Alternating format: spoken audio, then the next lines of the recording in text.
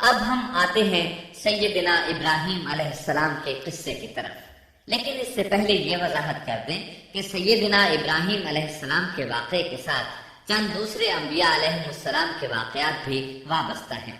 مثلا سیدنا لوط علیہ السلام کا واقعہ، اس لیے کہ یہ سیدنا ابراہیم علیہ السلام کے بھتیجے بھی ہیں اور ان کے پیروکار بھی۔ اسی طرح آپ کے صاحبزادوں سیدنا اسماعیل اور سیدنا اسحاق علیہ السلام کے واقعات ساتھ ساتھ چلتے ہیں۔ اس کی وجہ یہ ہے کہ سیدنا اسماعیل علیہ السلام کی ولادت کے وقت ابراہیم علیہ السلام کی عمر 87 سال تھی، اور سیدنا اسحاق علیہ السلام کی پیدائش کے وقت سیدنا ابراہیم علیہ السلام کی عمر 100 سال تھی، جبکہ سیدنا ابراہیم علیہ السلام کی کل عمر 175 سال ہوئی۔ اس لیے ان کے واقعات ساتھ ساتھ چلتے ہیں۔ ابراہیم علیہ السلام کا قصہ سناتے ہوئے ان حضرات کا ذکر ساتھ ساتھ ضرور آئے گا، تو آئیے شروع کرتے ہیں قصہ ابراہیم علیہ السلام کا۔ صالح علیہ السلام کے بعد اللہ تعالیٰ نے سیدنا ابراہیم علیہ السلام کو مبعوث فرمایا۔ ابراہیم علیہ السلام جد الانبیاء ہیں، عظیم المرتبت اور اولو العزم پیغمبر ہیں۔ آپ کے والد کا نام طارق تھا، جبکہ اس کا لقب آزر تھا۔ آزر مدد کرنے والے کو کہتے ہیں۔ یہ شخص اپنے قبیلے کے افراد کی مدد کیا کرتا تھا، غمخواری کرتا تھا، اس لیے اس کا لقب آزر مشہور ہو گیا تھا۔ قرآن مجید میں ابراہیم علیہ السلام کا قصہ 73 مقامات پر ذکر ہوا ہے۔ یہ 73 مقامات 25 سورتوں میں ہیں، اور یہ بات ابراہیم علیہ السلام کے بلند مرتبت ہونے پر دلالت کرتی ہے۔ ابراہیم علیہ السلام بھی سام بن لوح علیہ السلام کی نسل سے ہیں۔ آپ کی پیدائش عراق کے مشہور شہر بابل میں ہوئی۔ یہ عراق کے شمال میں واقع تھا اور آج بھی موجود ہے۔ بہت بڑا شہر ہے، اس وقت بھی بڑی آبادی پر مشتمل تھا۔ یہاں بت پرستی عام ہو چکی تھی۔ اللہ تعالی سورۃ العنکبوت آیت 25 میں فرماتے ہیں، ابراہیم نے کہا کہ تم نے جن بتوں کی پرستش اللہ کے سوا کی ہے، انہیں تم نے اپنی آپس کی دنیاوی دوستی کے بنا پر معبود ٹھہرا لیا ہے۔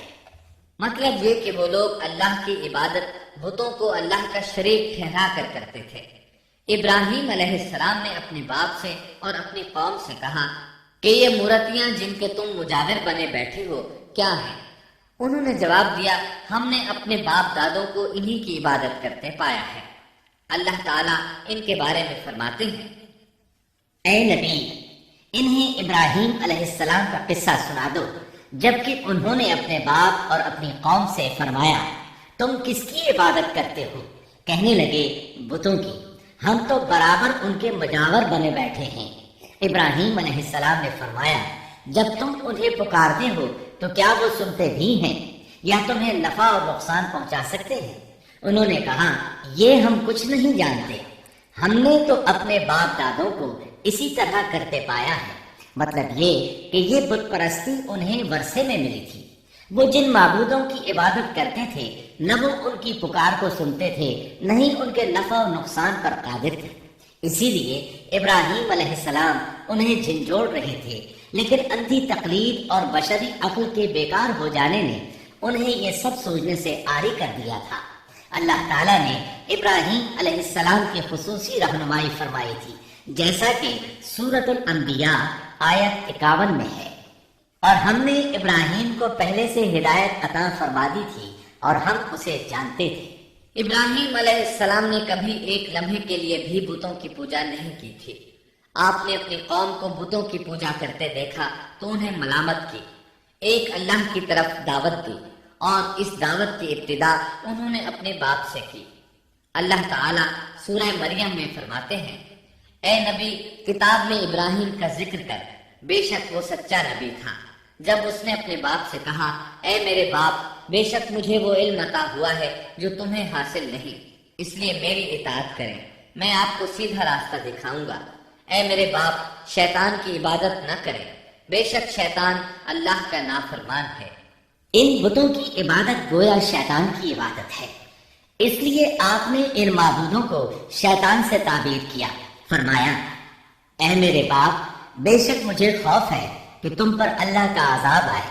پھر تم شیطان کے ساتھی ہو جاؤ۔ باپ نے ان کی بات سن کر کہا، اے ابراہیم، کیا تو میرے معبودوں سے پھرا ہوا ہے؟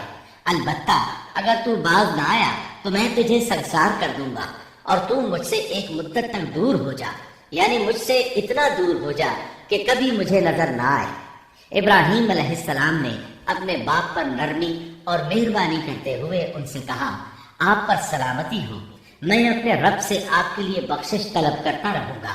لیکن جب بعد میں ان پر واضح ہو گیا کہ وہ تو اللہ کا دشمن ہے تو ابراہیم علیہ السلام اس سے بے تعلق ہو گئے۔ سورہ توبہ آیت 114 میں اللہ فرماتے ہیں، اور ابراہیم کا اپنے والد کے لیے بخشش طلب کرنا ایک وعدے کی وجہ سے تھا جو وہ اس سے کر چکے تھے، لیکن جب انہیں معلوم ہو گیا کہ وہ اللہ کا دشمن ہے تو اس سے بیزار ہو گئے۔ بے شک ابراہیم بڑے نرم اور تحمل والے تھے۔ کسی ایماندار کے لیے جائز نہیں کہ وہ کسی کافر کے لیے دعائے مغفرت کرے، بلکہ مومن پر حرام ہے کہ وہ کسی کافر یا عیسائی وغیرہ کے لیے مغفرت طلب کرے یا اس سے یہ کہے کہ اللہ تجھ پر رحم کرے۔ ابراہیم علیہ السلام کے والد نے انہیں دھمکی دی تھی کہ اگر تم اس دعوت سے باز نہ آئے تو میں تمہیں سنسار کر دوں گا۔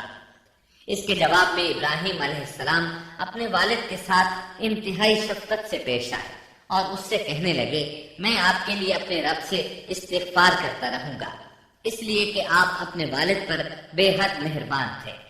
اسی لیے اللہ تعالیٰ بھی ابراہیم علیہ السلام پر بے حد مہربان تھے اور آپ کا لقب خلیل الرحمن رکھ دیا گیا۔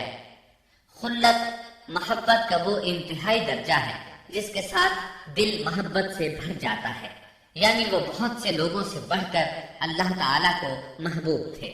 والد کے سخت جواب کے بعد ابراہیم علیہ السلام نے ان سے علیحدگی اختیار کر لی اور انہیں مخاطب کر کے فرمایا، میں تمہیں چھوڑتا ہوں اور جنہیں تم اللہ کے سوا پکارتے ہو ان کو بھی چھوڑتا ہوں۔ میں اپنے رب کو پکاروں گا، مجھے امید ہے میں اپنے رب کو پکار کر محروم نہیں رہوں گا۔ آپ اللہ کے پیارے اور پسندیدہ نبی تھے۔ جب آپ نے اپنی قوم کو توحید کی دعوت دی اس وقت آپ نوجوان تھے، آپ کی عمر 16 سال تھی۔ ساتھ میں آپ اس بات پر غور و فکر بھی کرتے کہ آخر یہ لوگ بتوں کی پوجا کیوں کرتے ہیں۔ آپ کا دل ان کے شرک پر بہت کڑ تھا۔ آخر آپ نے مصمم ارادہ کر لیا کہ اس شر اور فساد کی جڑ کو کاٹ کر رہیں گے، یعنی ان بتوں کو توڑ کر رہیں گے۔ آپ اپنی قوم کو بتوں کو توڑ دینے کی دھمکی دیتے رہے۔ اس دھمکی کا ذکر اللہ تعالیٰ نے سورۃ الانبیاء آیت 57 میں کیا ہے، اور اللہ کی قسم میں تمہارے بتوں کا علاج کروں گا جب تم پیٹھ پھیر کر جا چکے ہوگے۔ یہ بات ابراہیم علیہ السلام نے پوشیدہ نہیں اعلانیہ کہی تھی۔ آخر انتظار کا وقت ختم ہوا، عید کا دن آ پہنچا۔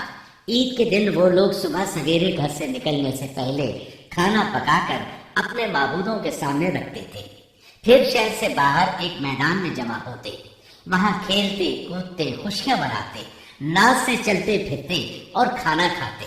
شام کو گھروں کی طرف آتے، صبح بتوں کے پاس جو کھانا رکھے تھے اس کو اٹھاتے اور تبرک سمجھ کر کھا جاتے۔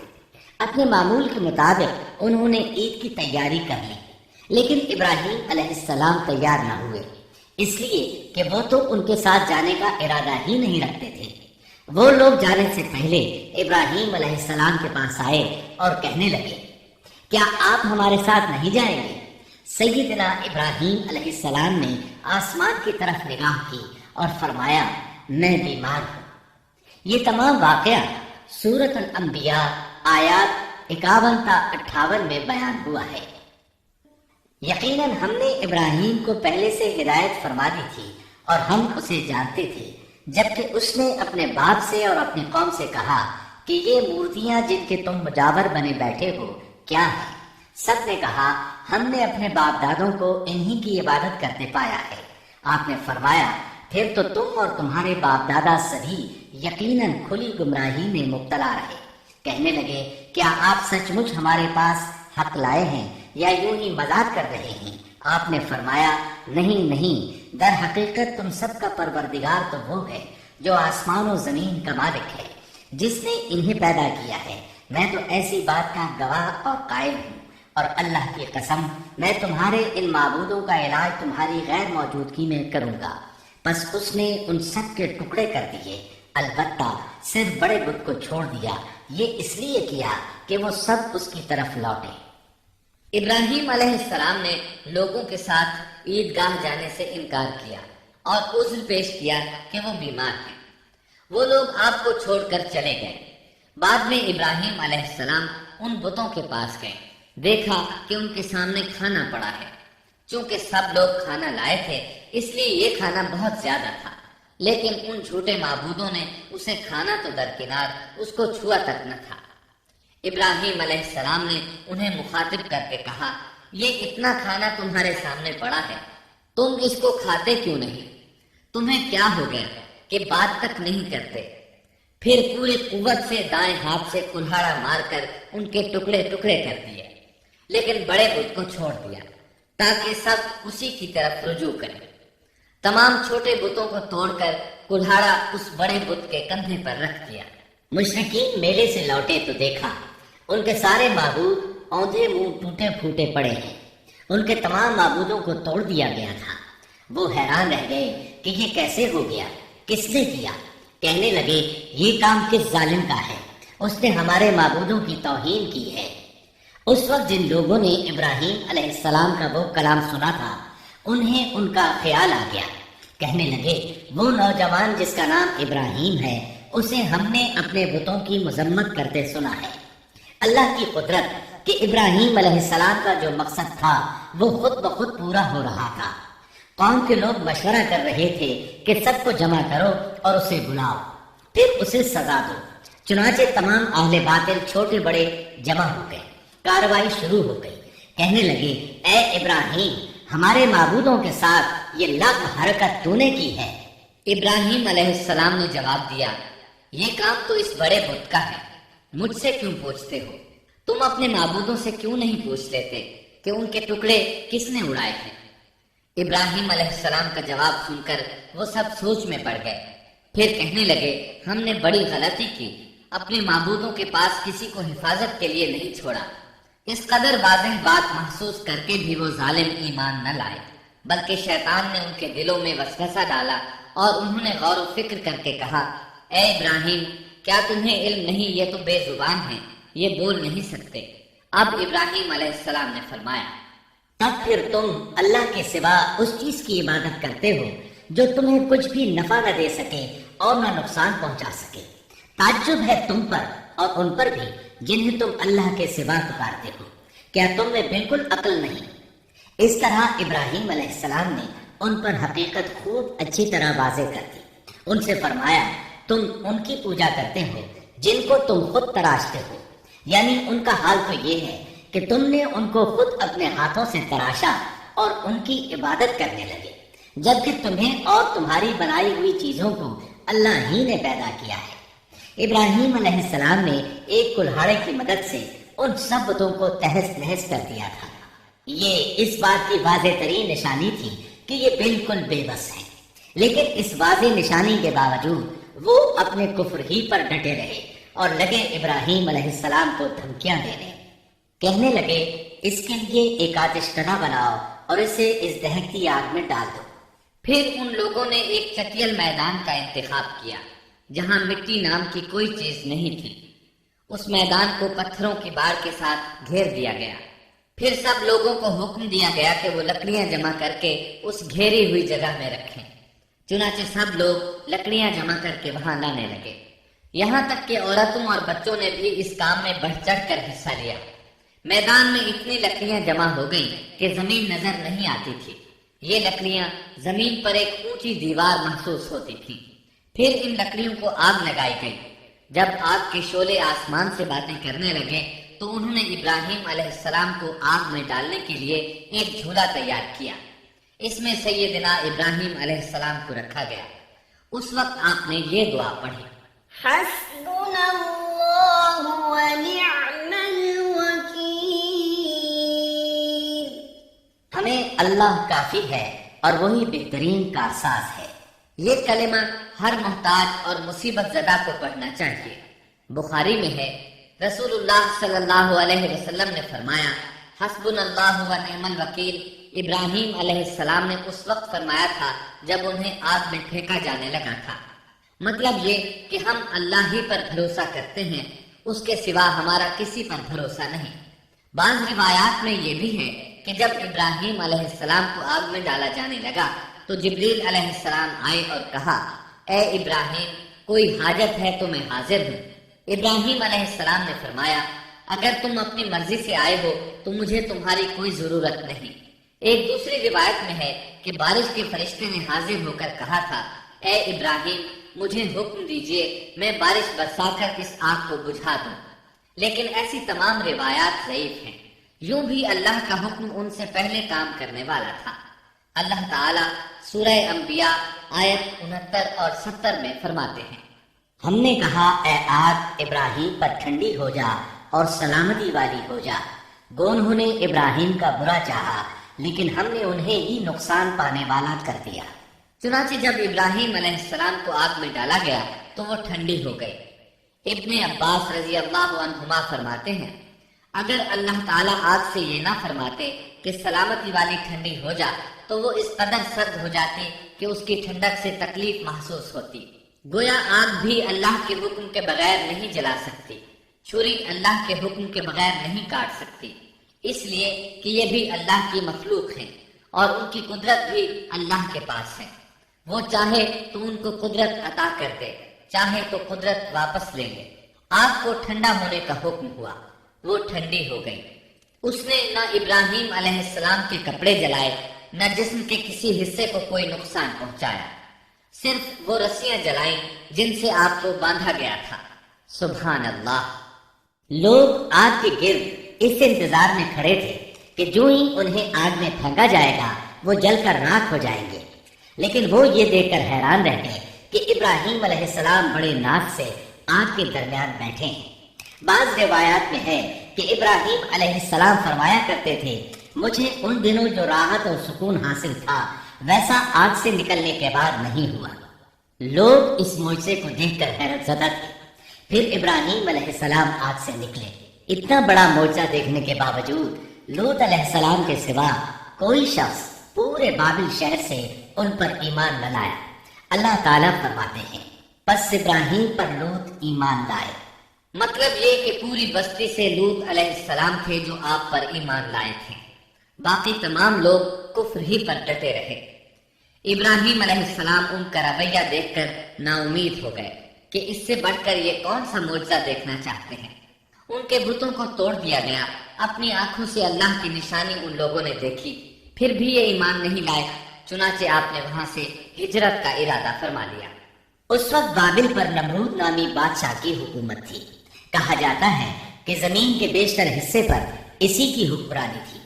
جب اس کے پاس یہ خبریں پہنچی کہ ابراہیم علیہ السلام کو آگ میں ڈالا گیا لیکن آگ نے انہیں نہیں جلایا تو اس نے ابراہیم علیہ السلام کو اپنے دربار میں پیش کرنے کا حکم دیا۔ ابراہیم علیہ السلام کو وہاں لایا گیا۔ نمرود نے ان سے ان کے رب کے بارے میں سوال کیا۔ اللہ تعالیٰ سورۃ البقرہ آیت 258 میں فرماتے ہیں، کیا تو نے اس شخص کو نہیں دیکھا جس نے ابراہیم سے اس کے رب کے متعلق جھگڑا کیا، اس لیے کہ اللہ نے اسے سلطنت دی تھی۔ ایک روایت میں ہے کہ 4 بادشاہوں نے زمین کے بیشتر حصے پر حکمرانی کی ہے، ان میں سے ایک نمرود ہے۔ نمرود اپنے وقت کا حاکم و بادشاہ تھا۔ ابراہیم علیہ السلام سے جب اس کی اللہ تعالیٰ کے بارے میں بات چیت ہوئی تو ابراہیم علیہ السلام نے کہا، میرا رب وہ ہے جو زندہ کرتا ہے اور مارتا ہے۔ جواب میں اس نے کہا، میں بھی زندہ کرتا ہوں اور مارتا ہوں۔ چنانچہ اس نے حکم دیا کہ جیل سے 2 آدمیوں کو لے آ۔ جیل سے 2 ایسے آدمیوں کو لایا گیا جن کے لیے سزائے موت کا فیصلہ ہو چکا تھا۔ اس نے ان میں سے ایک کے قتل کا حکم دیا، دوسرے کو معاف کر دیا۔ اس سے اس نے یہ ثابت کرنا چاہا کہ وہ بھی زندہ کر سکتا ہے اور موت دے سکتا ہے، اور کہنے لگا، دیکھ لو میرے حکم سے لوگ مرتے ہیں اور میرے حکم سے انہیں زندگی ملتی ہے۔ اس کی بات سن کر ابراہیم علیہ السلام نے غور کیا کہ اگر وہ اس سے موت و حیات کے باریک فلسفے پر بحث کریں گے تو نمرود کا مقصد پورا ہو جائے گا اور میرا مقصد پورا نہیں ہو پائے گا۔ اس لیے بحث و مباحثے کی بجائے کوئی مضبوط دلیل پیش کر دی جائے تاکہ حق و باطل کے درمیان فرق واضح ہو جائے۔ چنانچہ آپ نے فرمایا، بے شک اللہ سورج کو مشرق سے لاتا ہے، تو اس کو مغرب سے لے آ۔ کافر بادشاہ یہ سن کر مبہوت رہ گیا، اس کا سر جھک گیا۔ اللہ تعالیٰ فرماتے ہیں تب وہ کافر حیران رہ گیا اور اللہ ناانصافوں کو سیدھی راہ نہیں دکھاتا۔ ان تمام باتوں کے بعد نمرود کو یہ معلوم کرنے کی ضرورت نہیں رہی کہ ابراہیم علیہ السلام آگ سے کیسے نجات پا گئے، کیونکہ حقیقت اس پر آشکار ہو چکی تھی۔ وہ جان گیا تھا کہ اصل معاملہ کیا ہے۔ چنانچہ اس نے ابراہیم علیہ السلام سے کہا، آپ اس ملک سے نکل جائیے، ہم آپ کو یہاں نہیں رہنے دیں گے۔ ابراہیم علیہ السلام نے عراق کو خیر بات کہا اور شام کی طرف ہجرت کر گئے۔ یہاں آ کر وہ حران نامی بستی میں مقیم ہوئے۔ اسی جگہ آپ نے اپنے چچا ہاران کی بیٹی سیدہ سارہ علیہ السلام سے شادی کی۔ اللہ تعالیٰ اس ہجرت کے بارے میں فرماتے ہیں، اور ہم اسے یعنی ابراہیم اور لوط کو بچا کر اس زمین کی طرف لے آئے جس میں ہم نے جہان کے لیے برکت رکھی تھی۔ جب آپ حران کے مقام پر پہنچے تو وہیں ٹھہر گئے، وہیں رہنے لگے۔ یہاں آ کر آپ کا شمار بنو حران میں ہونے لگا۔ آپ لوگوں کو اسی شہر میں رہنے کی دعوت دیتے۔ اس شہر کے لوگ بتوں کی پوجا نہیں کرتے تھے بلکہ ستاروں کو پوجتے تھے۔ ابراہیم علیہ السلام نے جب ان کی یہ حالت دیکھی تو ارادہ کر لیا کہ ان لوگوں کو بتائیں گے کہ ستاروں کی عبادت کرنا باطل ہے۔ یہ لوگ چونکہ نجوم پرست تھے اس لیے ان کی عبادت کا وقت رات کو ہوتا تھا، اور یہ لوگ رات کے وقت عبادت کرتے تھے کیونکہ ان کے معبود یعنی ستارے رات ہی کو طلوع ہوتے ہیں۔ چنانچہ ابراہیم علیہ السلام انہیں یہ دکھانے کے لیے کہ ان چیزوں کی عبادت باطل ہے ایک دن ان کے ساتھ نکلے۔ اللہ نے آسمان کے دروازے کھول دیے تو ابراہیم علیہ السلام نے چاند، ستاروں، سیاروں اور آسمان و زمین کی سلطنت کو دیکھا۔ اللہ تعالیٰ نے ابراہیم علیہ السلام سے تمام پردے ختم کر دیے جو عام طور پر لوگوں کی آنکھوں پر ہوتے ہیں، اور انہوں نے وہ کچھ دیکھا جسے آج کی رصد گاہیں بھی نہیں دیکھ سکتی۔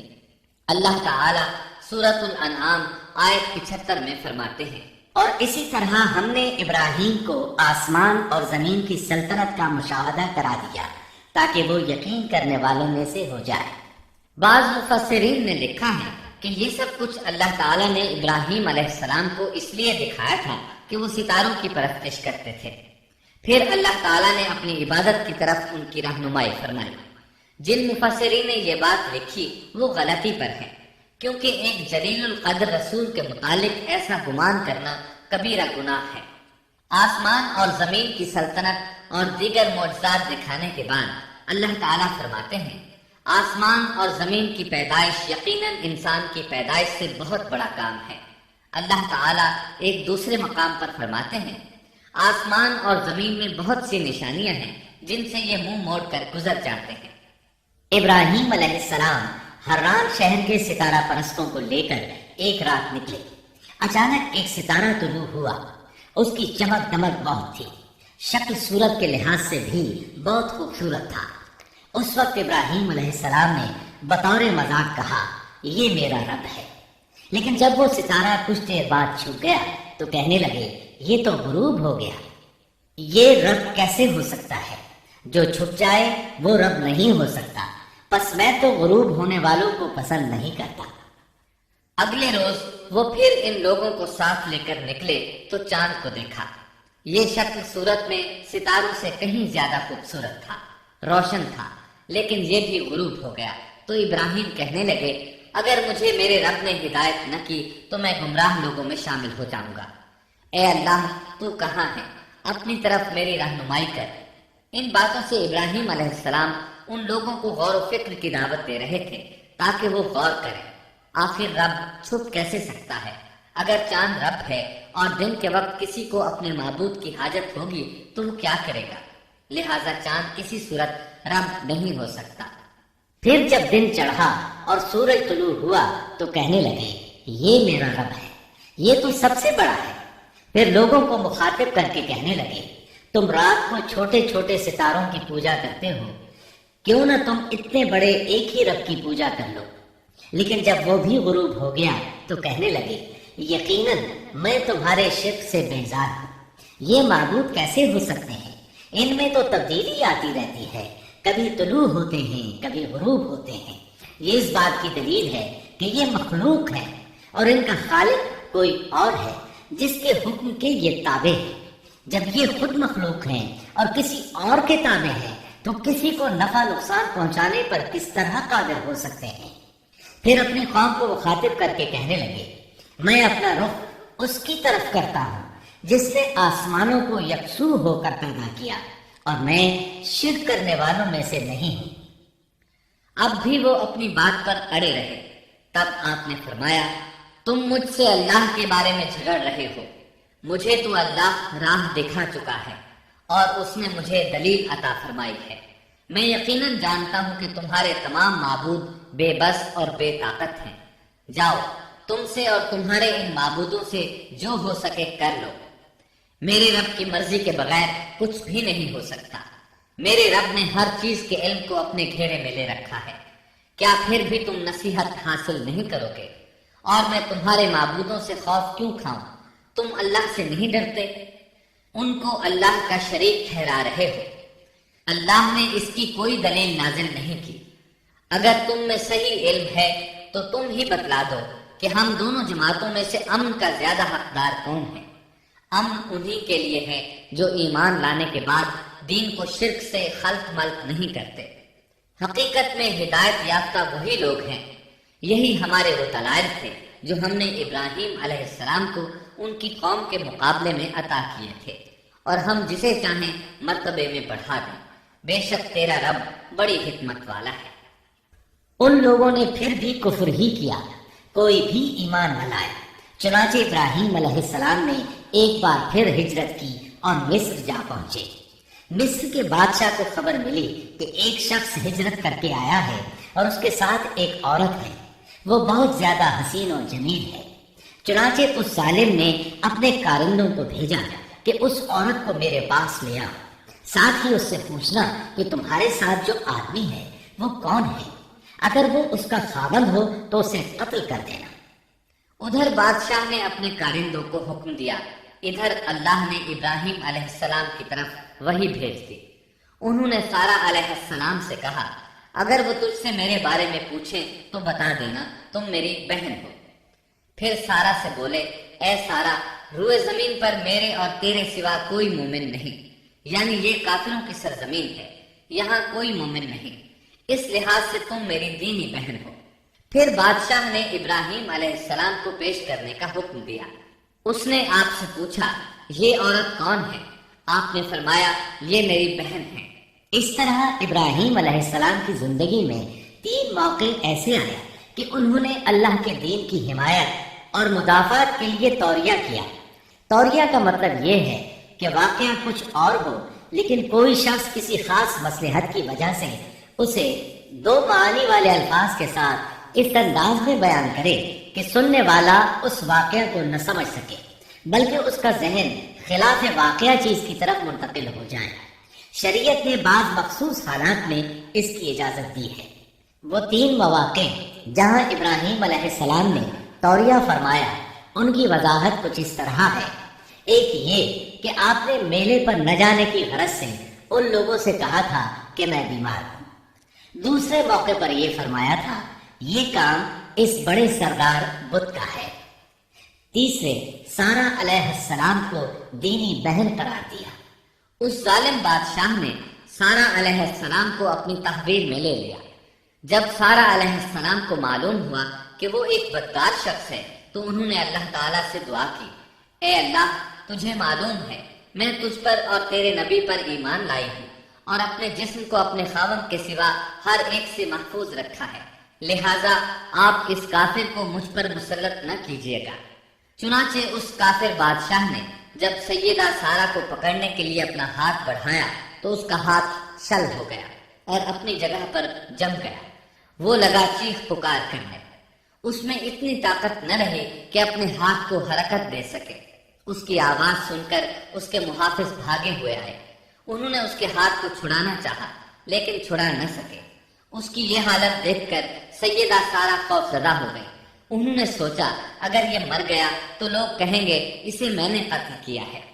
چنانچہ انہوں نے اللہ سے دعا کی کہ اسے چھوڑ دیا جائے۔ اللہ تعالیٰ نے آپ کی دعا قبول کر لی، اس کا ہاتھ ٹھیک ہو گیا، لیکن وہ ظالم پھر بھی نہ ڈرا۔ اس نے ایک بار پھر آپ کی طرف ہاتھ بڑھایا، اس کا ہاتھ پھر شل ہو گیا۔ سیدہ سارہ نے پھر دعا کی، وہ دوبارہ ٹھیک ہو گیا، وہ پھر بھی باز نہ آیا۔ تیسری بار پھر اس نے ان کی طرف ہاتھ بڑھایا، اس بار بھی اس کا ہاتھ شل ہو گیا۔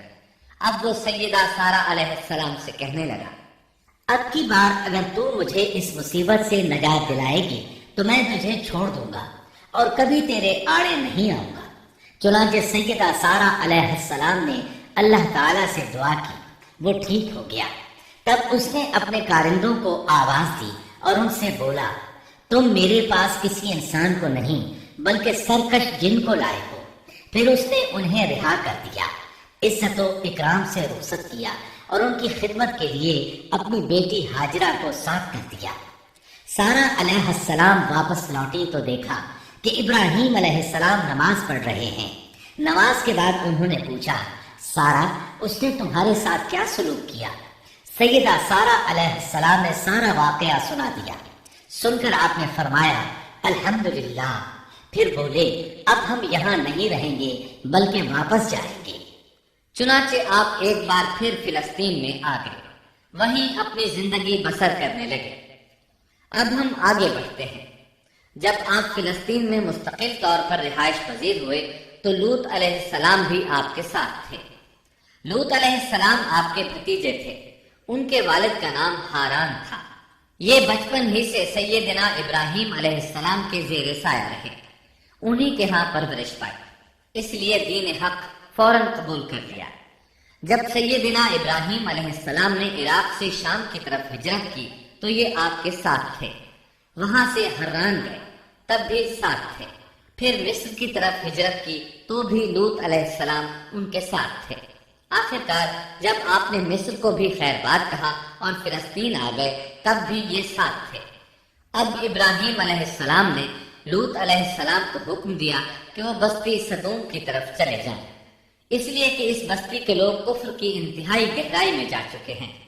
انہیں کفر و شرک سے نکالنے کے لیے وہاں جائیں، انہیں اللہ کے احکام سنائیں، اللہ کی طرف دعوت دیں۔ چنانچہ لوط علیہ السلام تو اس طرف روانہ ہو گئے اور ادھر فلسطین میں صرف 3 مسلمان رہ گئے، ابراہیم علیہ السلام، ان کی زوجہ محترمہ سیدہ سارہ اور سیدہ ہاجرہ علیہم السلام وہیں رہائش پذیر رہے اور لوگوں کو مسلسل اللہ کی طرف دعوت دیتے رہے۔ یہاں یہ بے شمار مال و دولت کے بھی مالک بن گئے۔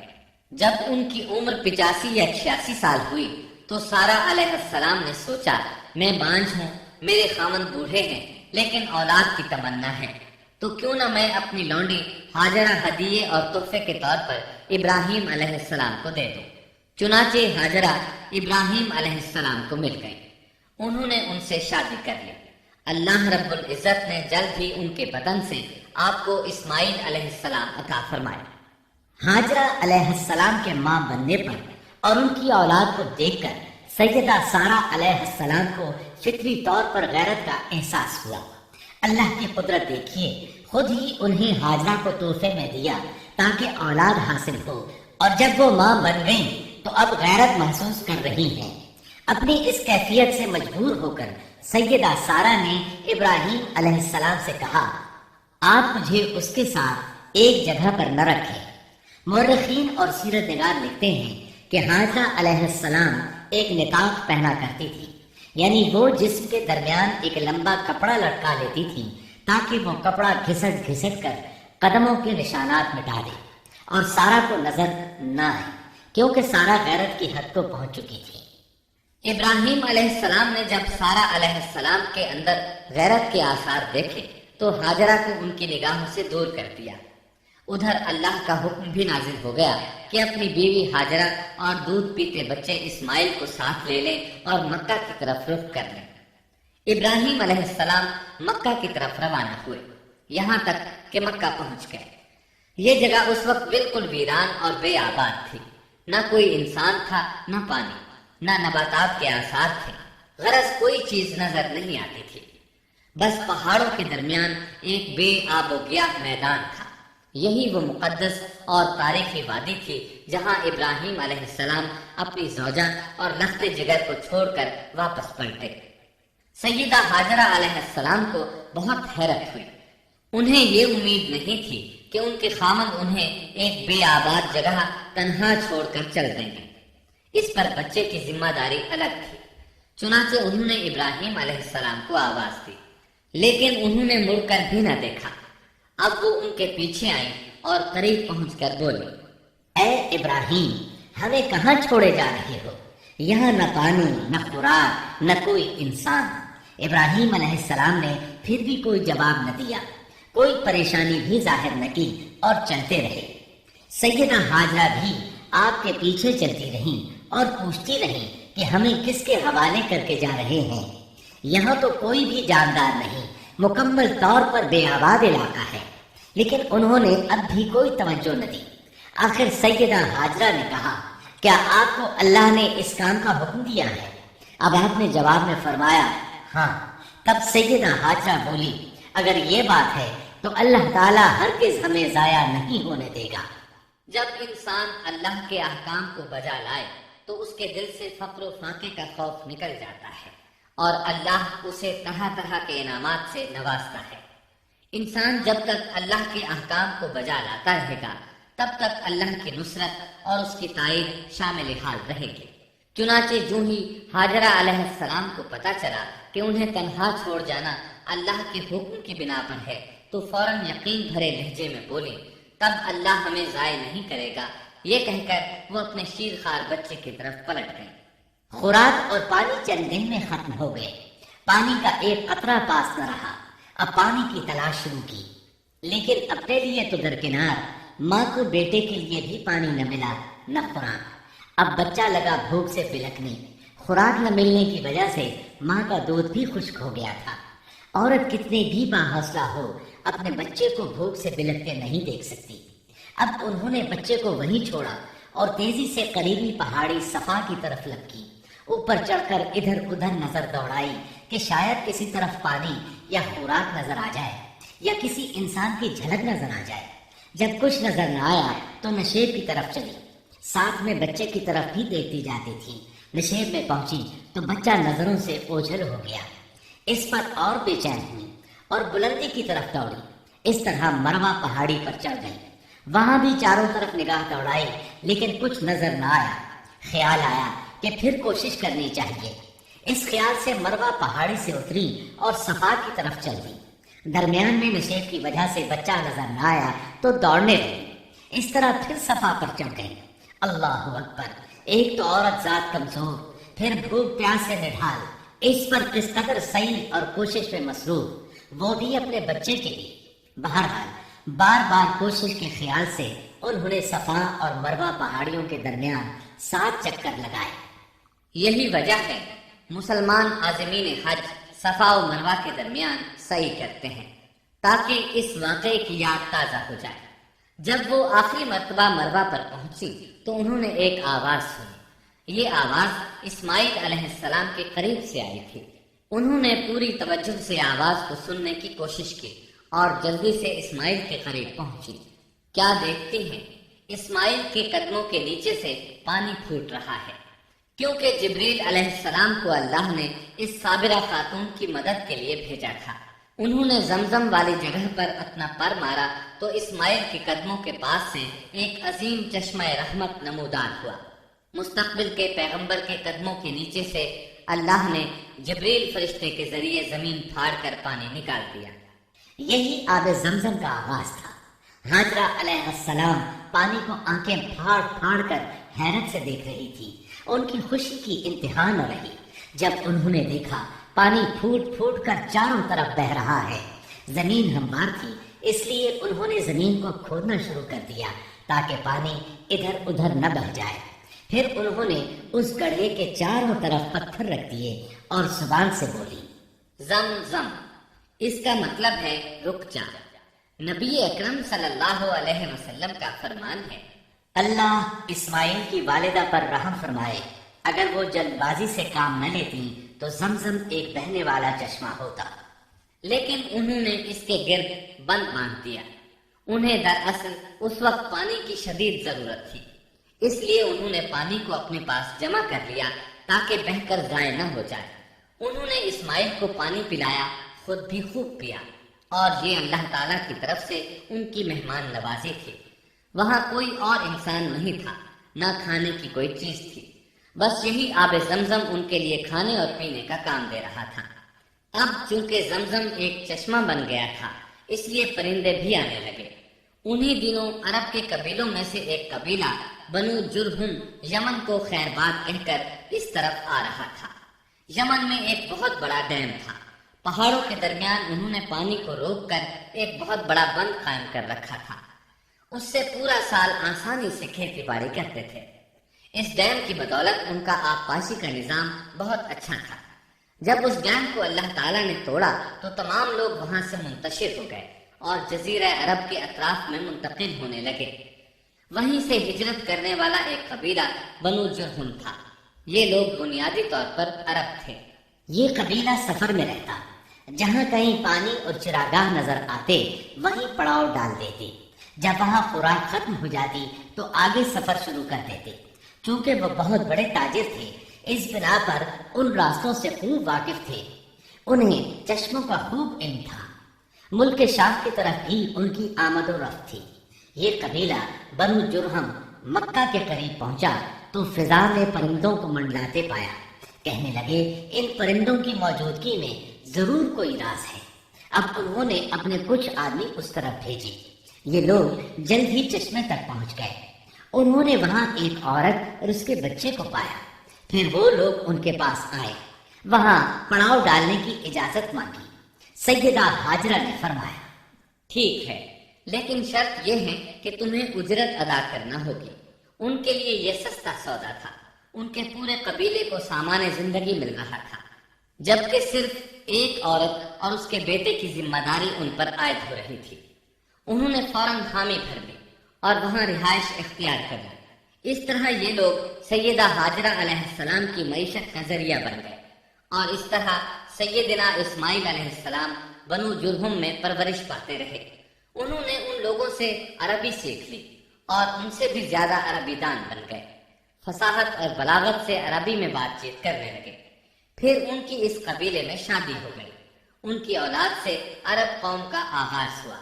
انہی میں سے سرور کائنات محمد صلی اللہ علیہ وسلم کی ولادت باسعادت ہوئی۔ بنو جرہم کی آمد اور آبادی ابراہیم علیہ السلام کی دعا کا نتیجہ تھی۔ جب انہوں نے اپنی بیوی اور بچے یعنی 2 کمزور انسانوں کو اس ویران جگہ چھوڑا تھا تو یہ دعا مانگی تھی، اے ہمارے پروردگار، میں نے اپنی کچھ اولاد اس بے آباد جنگل میں تیرے حرمت والے گھر کے پاس بسائی ہے۔ یہاں یہ سوال پیدا ہوتا ہے کہ کیا اس وقت بیت اللہ کی تعمیر ہو چکی تھی؟ درست بات یہ ہے کہ اس وقت خانہ کعبہ کی تعمیر نہیں ہوئی تھی۔ پھر سوال پیدا ہوتا ہے کہ کیا ابراہیم علیہ السلام کے زمانے سے پہلے اس کی تعمیر ہو چکی تھی یا صرف جگہ ہی معروف تھی؟ اس بارے میں 2 طرح کی روایات ہیں۔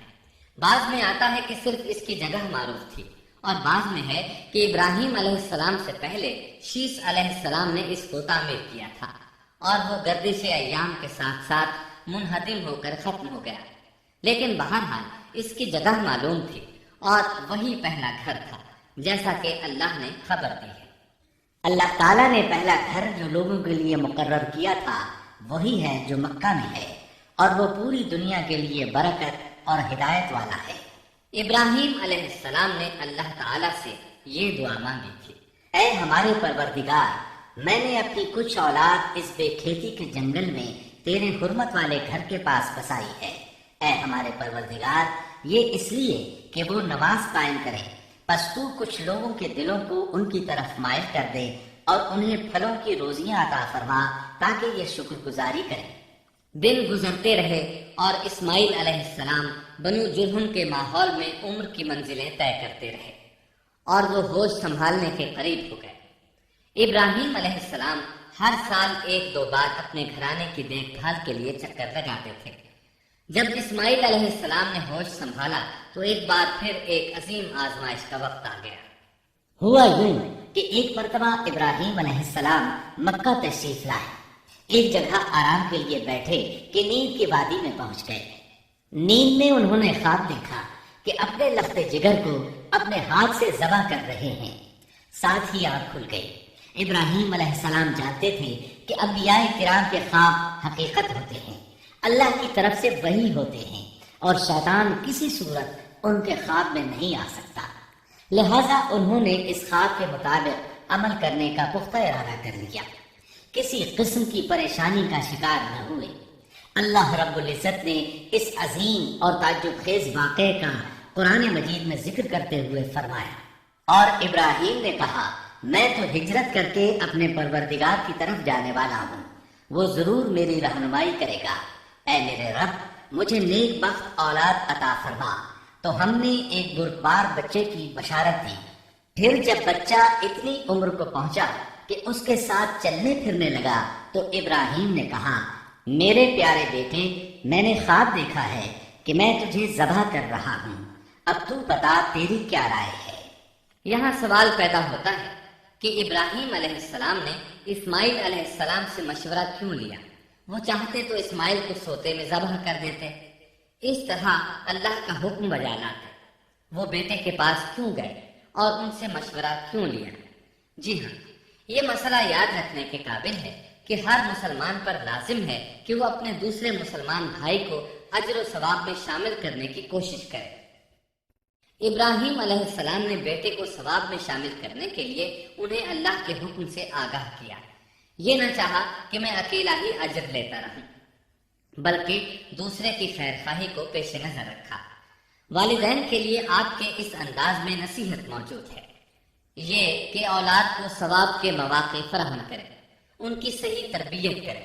اگر صدقہ کرنے کا موقع ملے تو بچوں کے ذریعے صدقہ کرائے، تاکہ انہیں بھی اللہ کے راستے میں خرچ کرنے کی عادت پڑے۔ جب کسی دینی مجلس میں بیٹھنے کا موقع ملے تو اپنی اولاد کو بھی ساتھ لے کر جائیں۔ بے شمار لوگ خود تو جاتے ہیں، اولاد کو جانے کے لیے کہتے بھی نہیں، خود دین سیکھتے ہیں، اولاد کو دین نہیں سکھاتے۔ ابراہیم علیہ السلام نے اسماعیل علیہ السلام سے رائے لی۔ سبحان اللہ، انہوں نے جواب میں فرمایا اے ابا جان، آپ کو جو حکم ملا ہے کر گزریے۔ یہ نہیں کہا کہ مجھے تو حکم نہیں ہوا، بلکہ فوراً سر تسلیم خم کر دیا، اس لیے کہ وہ جانتے تھے انبیاء کا خواب حقیقت پر مبنی ہوتا ہے، اللہ کی وحی ہوتا ہے، اس لیے بالکل پریشانی ظاہر نہ کی، یہ تک نہ پوچھا مجھے کیوں ذبح کر رہے ہیں، یا میرا کیا جرم ہے، یا آپ کے پاس کون سا صریح حکم آیا ہے۔ انہوں نے ایسی کوئی بات نہ کہی۔ اللہ کی فرما برداری اسی کو کہتے ہیں۔ چنانچہ اپنے باپ سے کہا اے ابا جان، آپ کو جو حکم ہوا ہے اس کو کر گزریے، انشاءاللہ آپ مجھے صبر کرنے والوں میں پائیں گے۔ علماء کرام فرماتے ہیں اس جملے سے ان کا انتہائی ادب اور احترام شامل ہے، اور اس میں زبردست توکل موجود ہے۔ یہ نہیں کہا کہ آپ مجھے صبر کرنے والوں میں سے پائیں گے، بلکہ آپ نے اللہ کی مشیت کو جملے میں شامل کیا اور فرمایا انشاءاللہ آپ مجھے صبر کرنے والوں میں سے پائیں گے۔ لہٰذا مسلمانوں کو دھوکے میں نہیں پڑنا چاہیے۔ یہ نہ کہے میں سفر کروں گا، میں فلاں کام کروں گا، میں فلاں کام کے کرنے کی طاقت رکھتا ہوں، بلکہ یوں کہے اللہ نے چاہا تو میں سفر کروں گا، اللہ نے چاہا تو فلاں کام کروں گا۔ اپنے علم اور طاقت کے دھوکے میں پڑنا سراسر نادانی ہے۔ ہر چیز کا تعلق اللہ سے قائم کرے، جیسا کہ اللہ تعالیٰ فرماتے ہیں، اور ہرگز کسی کام پر یوں نہ کہنا کہ میں اسے کل کروں گا، مگر ساتھ ہی انشاءاللہ کہہ لینا۔ اپنی زبان کو اللہ کے ذکر سے سجا کر رکھو اور ہمیشہ اپنے معاملات کو اللہ کی طرف لوٹاؤ۔ بہرحال باپ بیٹا دونوں ہی مصمم ارادے کے ساتھ اللہ کا حکم پورا کرنے کے لیے پیش ہو گئے۔ اسماعیل علیہ السلام نے اپنے والد محترم سیدنا ابراہیم علیہ السلام سے کہا جب آپ مجھے ذبح کرنے لگیں تو میری پیشانی کو زمین پر رکھ دیجیے گا، تاکہ آپ کو میرا چہرہ نظر نہ آئے اور کہیں آپ کے ہاتھ رک نہ جائیں، چہرہ دیکھ کر آپ پر شفقت پدری غالب نہ آ جائے۔ اب ابراہیم علیہ السلام نے بیٹے کی پیشانی پکڑ کر زمین پر لٹا دیا، جیسا کہ اللہ تعالیٰ نے فرمایا۔ جب دونوں مطیع ہو گئے اور ابراہیم نے اسے پیشانی کے بل لٹا دیا، اب انہوں نے چھری پکڑی اور گردن پر چلا دی، لیکن چھری نے گردن نہ کاٹی، بالکل اسی طرح جیسے آگ نے ابراہیم کو نہیں جلایا تھا، اس لیے کہ چھری میں کاٹنے کی طاقت اور آگ میں جلانے کی صلاحیت اللہ کے حکم کے بغیر نہیں آ سکتی۔ اللہ نے دونوں سے یہ طاقتیں سلب کر لی۔ اب ابراہیم زور لگا رہے ہیں، ادھر اسماعیل علیہ السلام کہہ رہے ہیں ابا جان جلدی کیجئے، چھری چلائیے۔ اللہ تعالیٰ نے اس واقعے کا ذکر یوں فرمایا ہے، جب وہ دونوں مطیع ہو گئے اور ابراہیم نے اسے پیشانی کے بل لٹا دیا۔ اس مطیع ہونے سے مراد اللہ کے حکم کو نافذ کرنا ہے۔ اب ظاہر ہے مطیع تو وہ پہلے بھی تھے، لیکن یہاں اسلما یعنی مطیع ہونے سے مراد کامل اسلام ہے۔ نہایت واضح اور حقیقی اسلام مراد ہے، اس لیے کہ کامل اسلام وہی ہوتا ہے جس میں بغیر کسی تردد اور توقف کے اللہ کے امر اور نہی کی تصدیق کی جائے، یہ تھا حقیقی اسلام۔ ہاں تو چھری چلتی رہی، گلا نہ کٹا، اس لیے کہ امتحان اور آزمائش کی تکمیل ہو چکی تھی۔ یہ بات ثابت ہو چکی تھی کہ اللہ کا حکم نافذ کرنے میں دونوں پوری طرح کوشاں ہیں۔ اللہ تعالیٰ بھی فرما برداری ہی کا صلہ عطا فرماتے ہیں۔ چنانچہ آواز آئی، قد صدقت الرؤيا ہم نے اسے پکارا، اے ابراہیم تو نے خواب کو سچ کر دکھایا، یقیناً ہم اسی طرح نیکوکاروں کو جزا دیا کرتے ہیں۔ یقیناً یہ ایک کھلی آزمائش تھی۔ تاریخ کا ایک عظیم ترین امتحان اور کڑی آزمائش دنیا کو آج بھی حیرت میں ڈال دیتی ہے۔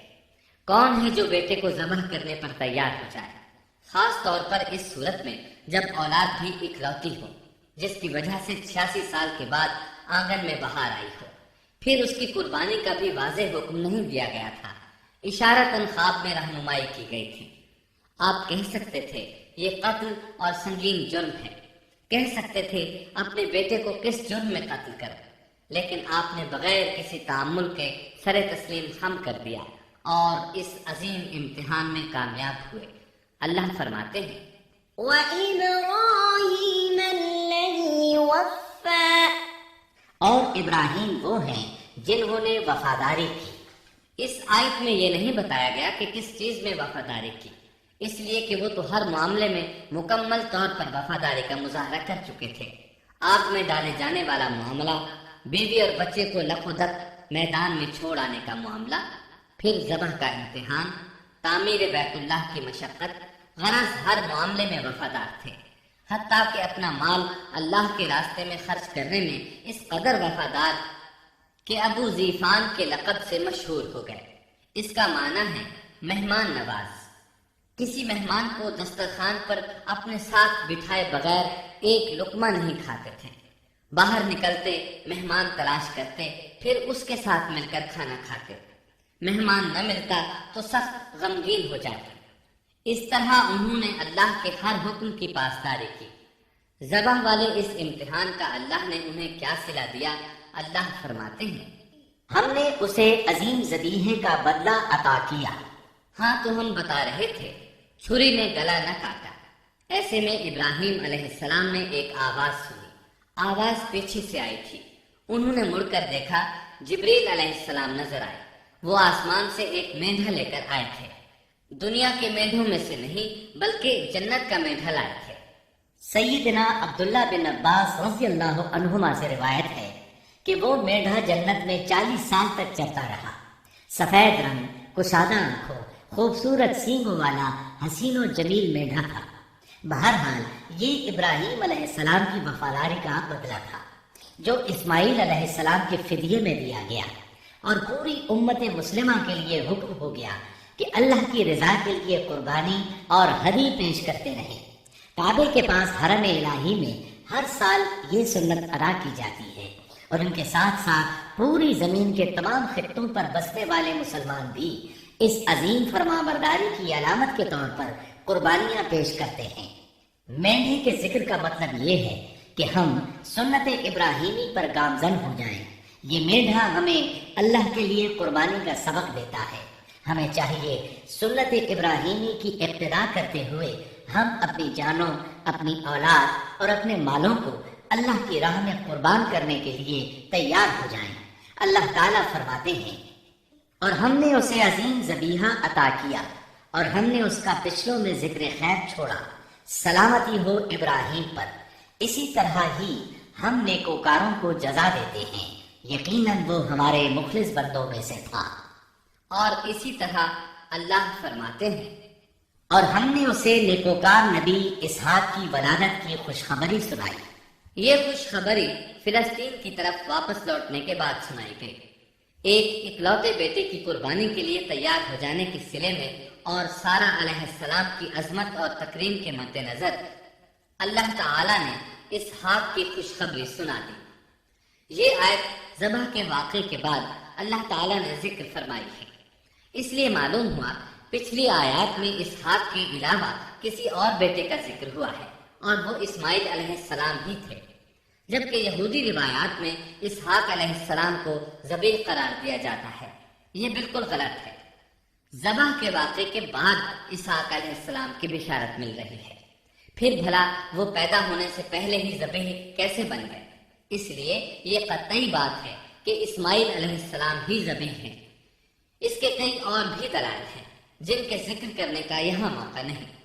بہرحال اس عظیم آزمائش میں بے مثال کامیابی کے بعد ابراہیم علیہ السلام فلسطین آئے اور 120 سال کی عمر میں اسحاق علیہ السلام کی بشارت ملی، جبکہ سارہ علیہ السلام کی عمر 90 سال تھی۔ ان پر بڑھاپا طاری ہو چکا تھا۔ ایسے میں 3 فرشتے آئے۔ وہ تو قوم لوط کی تباہی کے لیے آئے تھے۔ راستے میں اللہ کے حکم سے ابراہیم علیہ السلام اور ان کی اہلیہ سارہ کو خوشخبری سنائی، اور اس غرض کے لیے وہ انسانی شکل میں آئے تھے۔ ابراہیم علیہ السلام تو پہلے ہی بہت مہمان نواز تھے۔ انہیں دیکھ کر بہت خوش ہوئے کہ مہمان آ گئے۔ فرشتوں نے انہیں سلام کیا۔ ابراہیم علیہ السلام نے سلام کا جواب دیا۔ وہ حیرت زدہ تھے کہ یہ لوگ ان کی بستی کے رہنے والے تو ہیں نہیں، لیکن ان پر سفر کے نشانات بھی نہیں ہیں، جیسا کہ دور سے چل کر آنے والوں میں ہوتے ہیں۔ نہ ان کے پاس سواریاں ہیں۔ قرآن مجید میں آتا ہے، فرشتوں نے سلام کیا تو ابراہیم نے بھی سلام کیا اور دل میں خیال کیا یہ اجنبی لوگ ہیں۔ پھر وہ اپنی مہمان نوازی کی عادت کے مطابق انہیں اندر لے آئے، ان کے لیے کھانے کا انتظام کیا۔ اللہ تعالیٰ فرماتے ہیں، ہمارے بھیجے ہوئے فرشتے ابراہیم کے پاس خوشخبری لے کر آئے تو انہوں نے سلام کیا۔ ابراہیم نے سلام کا جواب دیا اور فوراً بھنا ہوا بچڑا لے آئے، اور بچڑا بھی موٹا تھا۔ ان کے سامنے کھانا پیش کیا، لیکن وہ بھلا کب کھانے کی طرف ہاتھ بڑھانے والے تھے۔ یہ دیکھ کر ابراہیم علیہ السلام نے خوف محسوس کیا کہ کہیں یہ دشمن نہ ہو۔ اس وقت فرشتوں نے کہا، ابراہیم نہ ڈر، ہم تو قوم لوط کی طرف بھیجے گئے ہیں۔ جب انہوں نے یہ باتیں کی تو سارہ علیہ السلام پاس کھڑی تھی۔ وہ ہنسنے لگی۔ وہ خوشخبری سے پہلے کیوں ہنس پڑی؟ علماء اس بارے میں کہتے ہیں کہ جب انہوں نے سنا یہ فرشتے لوط علیہ السلام کی بستی کو تباہ کرنے جا رہے ہیں تو ان کے خاتمے کی خبر سن کر وہ ہنستی۔ اس کے بعد فرشتوں نے یہ خوشخبری سنائی، ہم نے اسے اسحاق کی پیدائش کی خوشخبری دی اور اسحاق کے بعد یعقوب پوتے کی بھی خوشخبری دی۔ بہت جلد ہی ہم اسحاق سے تیری ویران گود کو آباد کریں گے اور تو اپنی زندگی میں اس کے بیٹے یعقوب کو بھی دیکھ لے گی۔ اب 3 بشارتیں جمع ہو گئیں۔ بیٹا پیدا ہوگا، لمبی عمر ملے گی یعنی بیٹا جوان ہوگا، اور پھر وہ اپنے پوتے کو بھی دیکھے گی۔ اس سے بڑھ کر کیا عزت اور تکریم ہو سکتی ہے؟ اس لیے جب نبی کریم صلی اللہ علیہ وسلم سے پوچھا گیا کریم یعنی عزت والا کون ہے، تو آپ نے فرمایا کریم بن کریم بن کریم بن کریم، یعنی یوسف بن یعقوب بن اسحاق بن ابراہیم علیہ السلام۔ مطلب یہ کہ نبی بن نبی بن نبی بن نبی۔ یہ یوسف علیہ السلام کی شان ہے کہ خود بھی کریم، باپ بھی کریم، دادا بھی کریم اور پردادا بھی کریم۔ اس سے بڑھ کر عزت افزائی کیا ہو سکتی ہے؟ بہرحال فرشتوں نے انہیں خوشخبری دی۔ پھر انہوں نے ابراہیم کو ایک صاحب علم لڑکے کی بشارت دی۔ خوشخبری سن کر سیدہ سارہ حیران ہوئی، مارے حیرت کے منہ سے ہلکی سی چیخ نکل گئی۔ انہوں نے اپنے رخسار پر ہاتھ مارا جیسا کہ عورتوں کی عادت ہوتی ہے، کہنے لگے، ہائے افسوس، کیا میں بچہ جنوں گی حالانکہ میں بانجھ ہوں اور میرے خاوند بوڑھے ہیں؟ یہ تو حیرت کی بات ہے۔ ایک دوسری جگہ اللہ تعالیٰ نے یہ الفاظ فرمائے، کہنے لگی، میں بوڑھی اور بانجھ ہوں، بھلا میں بچے کو کیسے جنم دوں گی؟ اس پر فرشتوں نے کہا، تو اللہ کے حکم پر تعجب کرتی ہے، اے اہل بیت، یہ تو اللہ کی تم پر رحمت اور برکت ہے، وہ بہت بزرگ اور قابل تعریف ہے۔ دوسری آیت میں ہے، انہوں نے کہا، اسی طرح تیرے رب نے فیصلہ کیا ہے اور ہمیں کہا ہے، یقیناً وہ بہت حکمت والا ہے اور علم رکھنے والا ہے۔ یہ تھی اسحاق علیہ السلام کی ولادت کی خوشخبری۔ ابراہیم علیہ السلام مکے میں سیدنا اسماعیل علیہ السلام سے ملنے کے لیے آتے رہتے تھے۔ ایک روز آئے تو ان سے کہا، اے میرے بیٹے، اللہ تعالیٰ نے مجھے حکم دیا ہے کہ اس مقام پر اللہ کا گھر تعمیر کرنا۔ اسماعیل علیہ السلام نے فوراً کہا، میں حاضر ہوں۔ اس طرح انہوں نے کھدائی شروع کی۔ ایسے میں انہیں شیش علیہ السلام کی تعمیر کے آثار نظر آئے۔ انہوں نے اس پر تعمیر شروع کر دی۔ ایک روایت میں یہ بھی ہے کہ انہوں نے فرشتوں والی بنیادوں کے آثار بھی دیکھے۔ نبی کریم صلی اللہ علیہ وسلم کی جوانی کے دنوں میں جب مکے کے قریش نے کعبے کی تعمیر نئے سرے سے کی تو انہوں نے اس کی بنیادوں کو گہرا کرنا چاہا۔ وہ کھدائی کرتے ان سبز پتھروں پر پہنچ گئے جو پہاڑوں کی چوٹیوں کی طرح نظر آ رہے تھے۔ انہوں نے ان پتھروں کو نکالنا چاہا۔ ایک شخص نے کدال کے ذریعے ایک پتھر کو باہر نکالا تو اس کے نیچے سے اتنا نور نکلنے لگا کہ قریب تھا وہ شخص اندھا ہو جاتا۔ پھر پتھر خود بخود نیچے جا گرا اور اپنی جگہ پر جم گیا۔ اس کے بعد لوگوں نے ان پتھروں کو ہاتھ نہ لگایا اور تعمیر شروع کر دی۔ قرآن مجید میں تعمیر کعبہ اور بیت اللہ کا تذکرہ اس طرح آیا ہے، اور جب ہم نے بیت اللہ کے مکان میں ابراہیم کو جگہ دی اور فرمایا کہ میرے ساتھ شرک نہ کرنا اور میرے گھر کو طواف، قیام اور رکوع و سجود کرنے والوں کے لیے پاک رکھنا، اور فرمایا، بے شک لوگوں کے لیے جو پہلا گھر تعمیر کیا گیا ہے وہ مکہ میں ہے، وہ جہان والوں کے لیے برکت اور ہدایت کا ذریعہ ہے، اس پہ واضح نشانیاں ہیں، مثلا مقام ابراہیم، تو جو کوئی حرم میں داخل ہوگا وہ امن میں آ جائے گا۔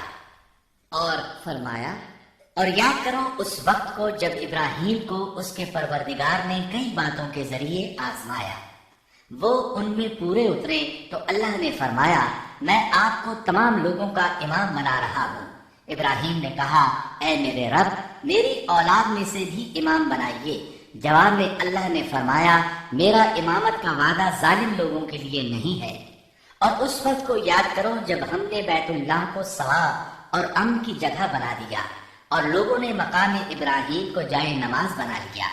ہم نے ابراہیم کو حکم دیا کہ میرے گھر کو طواف، اعتکاف، رکوع اور سجود کے لیے پاک رکھو، اور وہ وقت بھی یاد رکھو جب ابراہیم نے دعا کی، اے پروردگار، اس شہر کو امن والا بنا دے اور اس کے مومن بندوں کو پھلوں کا رزق عطا کر۔ اللہ تعالیٰ نے فرمایا، میں کافروں کو بھی تھوڑا فائدہ دوں گا، پھر انہیں آگ کے عذاب کی طرف بے بس کر دوں گا، یہ پہنچنے کی جگہ بری ہے۔ اور وہ وقت یاد کرو جب ابراہیم اور اسماعیل بیت اللہ کی بنیادوں کو بلند کر رہے تھے اور دعا مانگ رہے تھے، اے ہمارے رب، ہماری محنت کو قبول فرما، تو دعا کو سننے والا، جاننے والا ہے، اور ہمیں اپنا فرما بردار بنا، ہماری اولاد میں سے بھی ایک فرما بردار گروہ بنا، اور ہمیں عبادت کا طریقہ سکھا اور ہم پر رجوع فرما، کیونکہ تو ہی توبہ قبول کرنے اور رحم فرمانے والا ہے۔ اے ہمارے رب، ان لوگوں میں انہی میں سے ایک رسول بھیج جو ان پر تیری آیات کی تلاوت کرے اور انہی کتاب و حکمت سکھائے، انہیں پاک کرے، یقیناً تو غالب حکمت والا ہے۔ تعمیر کے دوران جب ابراہیم علیہ السلام اس مقام تک پہنچے جہاں آج حجر اسود ہے تو اللہ تعالیٰ نے جنت سے ایک سفید پتھر بھیجا۔ حدیث میں ہے یہ پتھر نہایت سفید تھا، اب سیاہ ہو گیا ہے۔ انسانوں کی غلطیاں اس کے سیاہ ہونے کا سبب بنی۔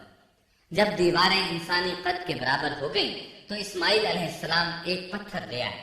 اب ابراہیم علیہ السلام اس پتھر پر کھڑے ہوئے وہ ننگے پاؤں تھے۔ اسی وقت پتھر پگھل گیا، ان کے پاؤں اس کے اندر کسی قدر دھنس گئے، پتھر پر ان کے پیروں کے نشانات آ گئے۔ اسی پتھر کو آج مقام ابراہیم کہا جاتا ہے۔ پہلے یہ پتھر بیت اللہ کی دیواروں کے ساتھ رکھا گیا تھا۔ جب لوگ طواف کے لیے آتے تو سیدنا ابراہیم کے پیروں کے نشانات دیکھنے کے لیے یہاں ہجوم ہو جاتا۔ اس طرح طواف کرنے والوں کو دقت کا سامنا ہوتا۔ سیدنا عمر رضی اللہ عنہ نے صحابہ کرام کے مشورے سے اس پتھر کو اس جگہ سے قدرے ہٹا کر نماز کی صفوں کے قریب کر دیا تاکہ طواف کرنے والوں کو دقت نہ ہو۔ یہ مقام بہت مقدس ہے۔ اللہ نے فرمایا ہے، تم مقام ابراہیم کو جائے نماز مقرر کر لو۔ مقام ابراہیم کے قریب اس کے پیچھے ہو کر نماز پڑھنے کا موقع مل جائے تو لازماً وہاں 2 رکعت ادا کیا کرو۔ موقع نہ ملے تو پھر پوری مسجد حرام میں طواف سے فراغت والی 2 رکعت پڑھ لیا کرو۔ اس طرح کعبہ تعمیر ہوا۔ تب نیا حکم آیا، لوگوں میں جو استطاعت رکھے اس پر اللہ کے لیے حج بیت اللہ فرض ہے، اور جو شخص جان بوجھ کر اعراض کرے تو اللہ جہانوں سے بے نیاز ہے اور اسے اس کی کوئی پرواہ نہیں۔ ادھر ابراہیم علیہ السلام کو اللہ تعالیٰ کی طرف سے اشارہ ہوا، لوگوں میں حج کا اعلان کر دیں۔ ابراہیم علیہ السلام کہنے لگے، اللہ میری آواز بھلا کس کس تک پہنچے گی؟ جواب آیا، آپ کے ذمے آواز لگانا ہے، پہنچانا ہمارا کام ہے۔ چنانچہ آپ عرفات کے ایک پہاڑ پر چڑھیں اور آواز لگائیں، لوگوں بیت الحرام کا حج کرو۔ اللہ تعالیٰ نے معجزانہ طور پر یہ آواز تمام انسانوں تک پہنچا دی، خواہ وہ پیدا ہوئے تھے یا نہیں۔ دوسرا معجزہ یہ ہوا کہ اللہ نے بیت اللہ اور اس کے حج کی محبت لوگوں کے دلوں میں ڈال دی۔ اللہ نے فرمایا، اور آپ لوگوں میں حج کا اعلان کر دیں، وہ آپ کی طرف پیدل بھی آئیں گے اور دبلے پتلے اونٹوں پر بھی دور دور سے آئیں گے۔ اس طرح لوگ پیدل اور سوار ہو کر کثرت سے حج کے لیے آنے لگے اور یہ ویران علاقہ آباد ہونے لگا۔ یہ تھے حالات اور واقعات ابراہیم علیہ السلام کے۔ آپ نے 175 سال کی عمر میں وفات پائی۔ آپ سے پہلے سیدہ ہاجرہ علیہ السلام نے وفات پائی اور ان کی وفات سے کچھ ہی عرصہ بعد سیدہ سارہ علیہ السلام 127 سال کی عمر میں فوت ہو گئے۔ ان دونوں کی وفات کے بعد آپ غمگین رہنے لگے۔ آخر اتنی مدت تک ساتھ رہا تھا۔ آپ خلیل الرحمن تھے، آپ پر صحیفے بھی نازل ہوئے، آپ اللہ کے بے حد شکر گزار تھے۔